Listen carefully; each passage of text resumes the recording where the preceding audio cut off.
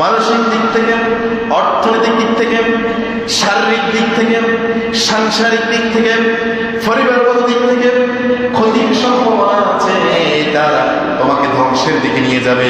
এটা তোমরা নিজেদেরকে এরকম ধ্বংসের দিকে ঠেলে দিবা না।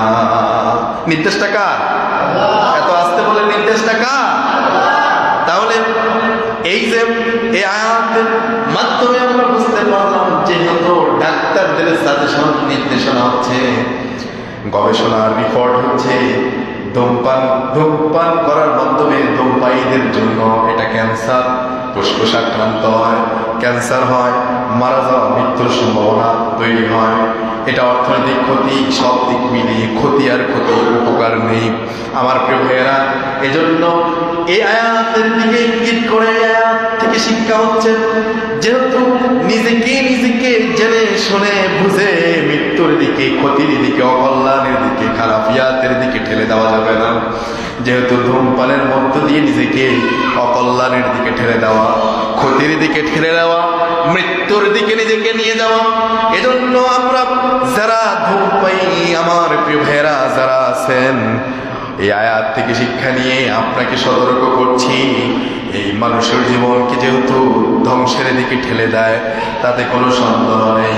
ফুসফুসের ক্যান্সার, হৃদরোগ, শ্বাসকষ্ট সহ নানান ধরনের মরণ ব্যাধির অন্যতম কারণ হচ্ছে এই ধূমপান।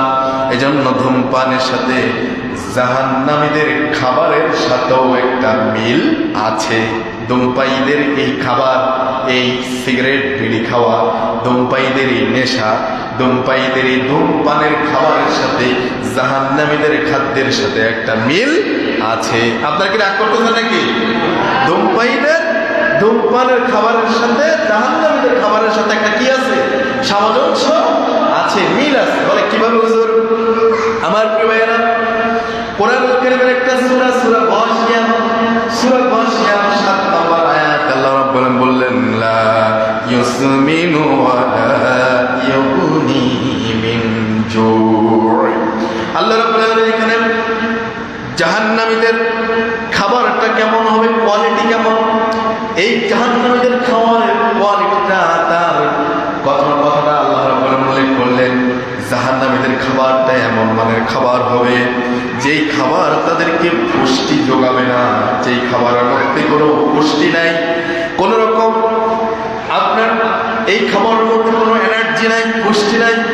এই খাবার তাদের ক্ষুধাও নিবারণ করবে না, পুষ্টিও যোগাবে না, এমন খাবার জাহান্নামীদের জন্য।